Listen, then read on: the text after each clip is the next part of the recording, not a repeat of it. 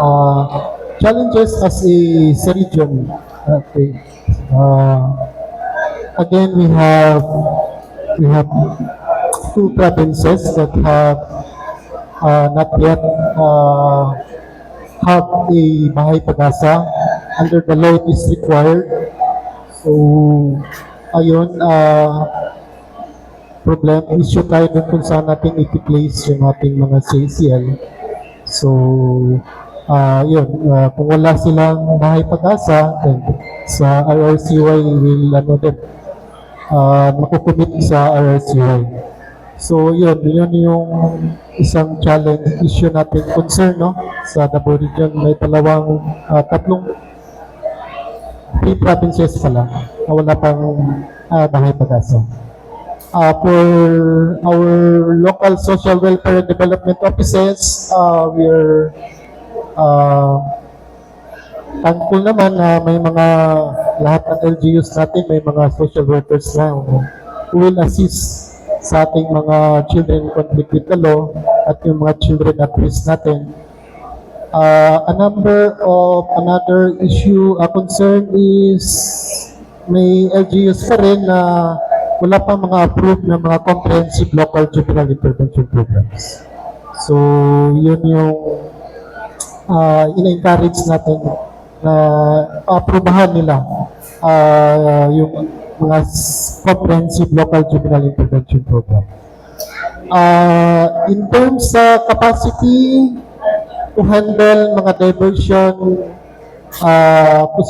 proceedings and yung mga barangay protocols natin, yan, kailangan pag i-train natin yung mga duty bearers, hindi pa natin na-train lahat, and kailangan pa natin i-strengthen yung mga local council for the protection of children galing sa barangay hanggang doon sa ating mga LGUs.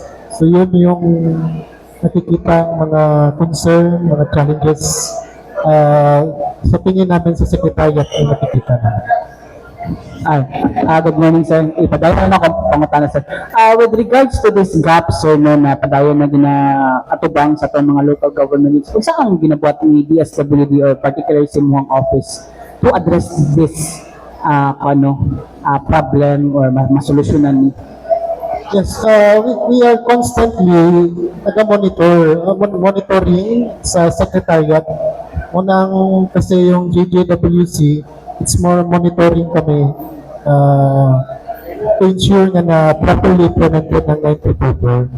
So yun, nakipag-coordinate tayo sa ating mga LGUs, local social welfare and development offices, yung mga partner agencies natin sa committee para yun, properly implemented yung Republic Act 934 natin.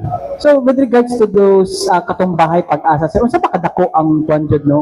Unsa ba ka dako nga factor nga dapat na bahay pag-asa ang every LGU? And kana ang forgive me sir if wala na ko nabasa nga provision na sa RA 9344 nga kinsa ba dapat ang motukod og bahay pag-asa? Is it the local government or the national government?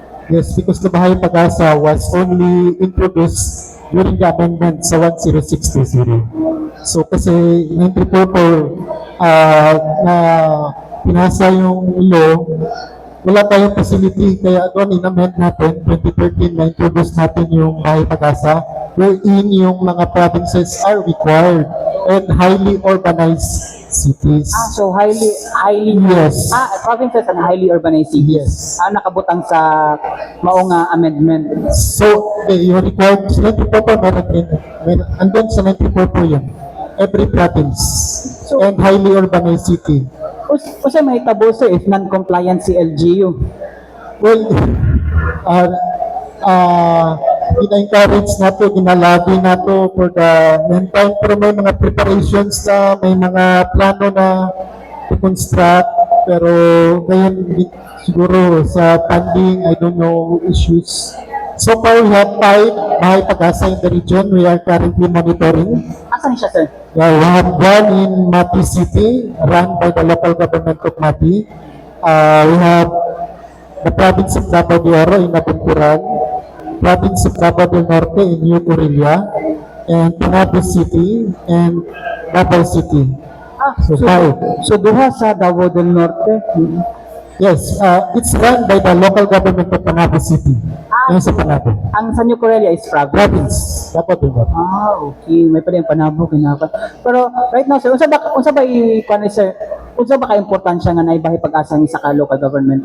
Kaya kasi yung sabi natin kanina, placement ng bata, if ever natin mga incidents sa CLCL, doon natin pinukumit yung mga bata. Kasi we have pinit nga na facility yung mga natin, mga LGUs, para temporarily, sa binanggit ni Sir Jeff kanina, while waiting for disposition. Centers.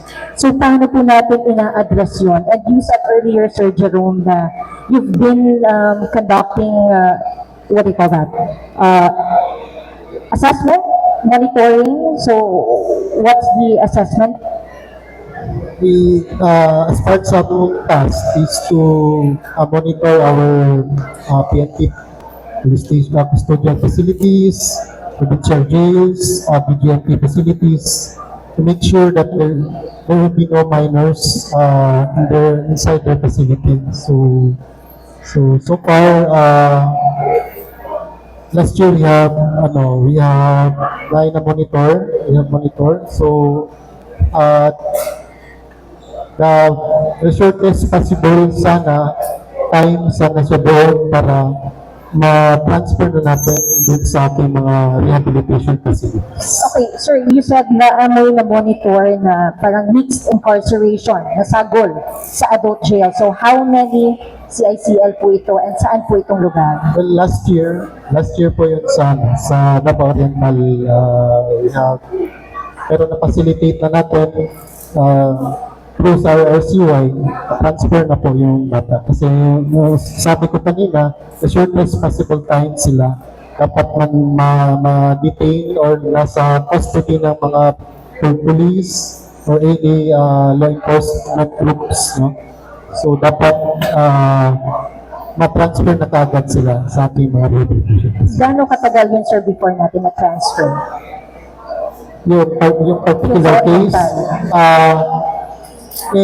may time kasi yun kasi nagka-problema tayo sa birth certificate mo ng bata. Kaya natagalan ng konti kasi walang birth certificate mo yung bata. How can we establish na minor pa po yung bata? Doon yung nagka-problema. Kaya pinapacilitate natin more than weeks.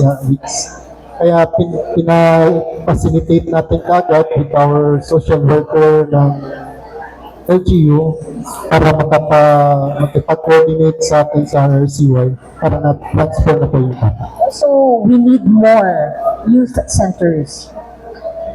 Well, based ngayon sa ating statistics, no, sabi ko kanina may 3 provinces pa na walang bahay pag-asa. So, we need more. Yes, kasi nagka-problema tayo sa placement ng bata. Commitment, siya natin i-commit ng bata while waiting for the court disposition. Alright, sir, how could this affect also the case backlogs involving CICLs? Case backlogs, hindi naman natin nasabi naka-apekto dun sa case backlog. So, yung concern lang natin is yung temporary facility lang sana, especially for those areas na walang bahay pag-asa. Yun yung gusto natin na may courage po na maka-construct na po sila yung bahay pag-asa talaga na for CICL cars.